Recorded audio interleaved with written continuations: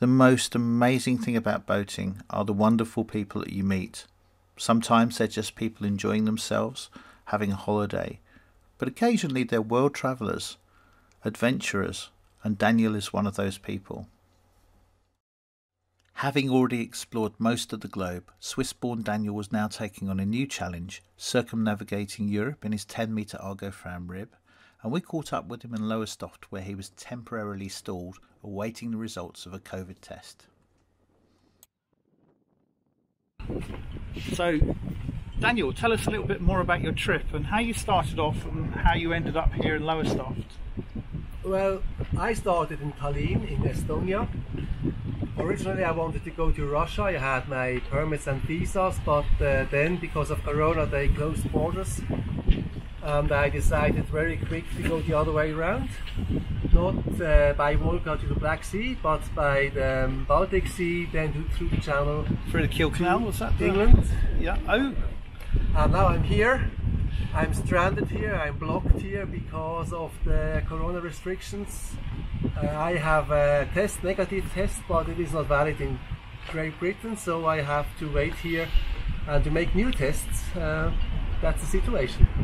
Okay, and so what's the ambition? What was your drive to bring yourself around Europe in quite a respectable RIB, but a relatively small boat to circumnavigate that's Europe correct. with? Well, I travelled with my family in early times, always very sportive way, by bicycle and so through Europe. And when my kids went out, they are old enough, I decided to make the same Europe but another way around, by boat. By boat?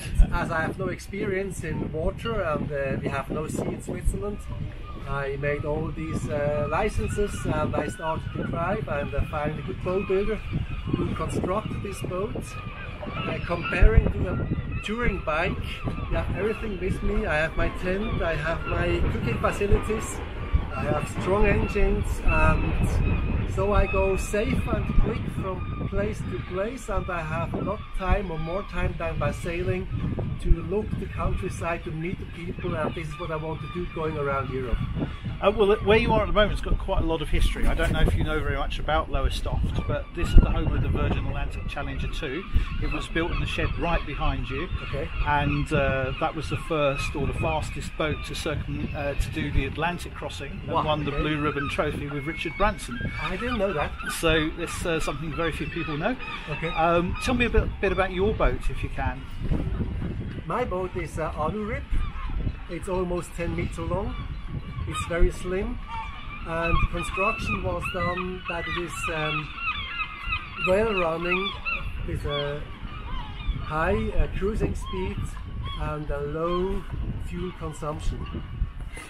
The idea is that we just drive and cut the waves, as you see it, with this very sharp wheel. And it's a gliding ship. I hope it's right in English. Yeah, it's a glider. Planing ship. Exactly. Yeah. So the best relation between speed and fuel economy, I have around 4,600, 4,800 rounds per minute. And then the consumption, okay, it is high, but it's 1 liter per kilometer. And that's petrol. So how much petrol are you carrying on board? I carry 670 liter and 4 tanks.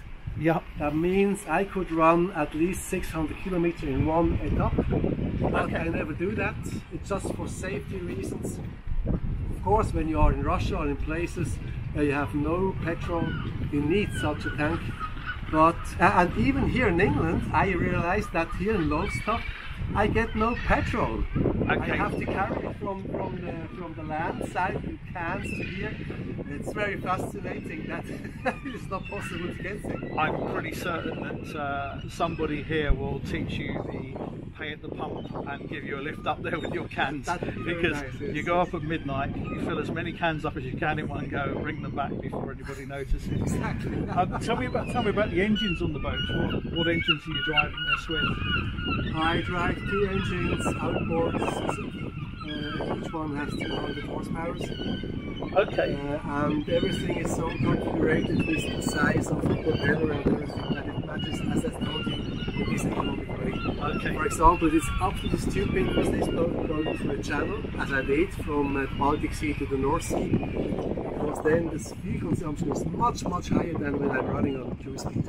And when you do finally get cleared into the country, which it will be in about a week's time, I guess, where are you hoping to go to after Lowestoft? Well, of course, I would like to go to Whitby, Okay. north and around Scotland, depending on the weather situation, of course. As longer as I have to wait, as more difficult it will become. About Lowestoft's history, I only heard about this war you had in the 17th century with the Netherlands.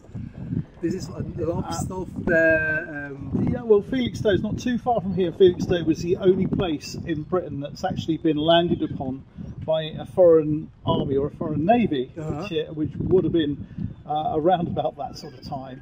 The Dutch actually sailed into the Orwell and landed on the beach. So, yeah, the Dutch have got a lot to answer for. And to Whitby I will go because there should be a famous museum of James Cook. Yes. I heard. So I'm trying to find these spots that I have something interesting to learn, to meet nice people, to spend a good time. That's the idea of Circumnavigate. So you mentioned Captain Cook. Any future plans to go to Pitcairn Island? No, just go around if possible, and then we will see how far we come. Okay, fantastic. Thank you very much, Daniel. I wish you all the best with your journey, and thank you very much for talking to us today. It's really appreciated. And we'll look up your blog. What's your blog called? My blog is called circumnavigate.blog. Very simple. Fantastic. We'll look that up later on. Thank you so much, Daniel. Like it too.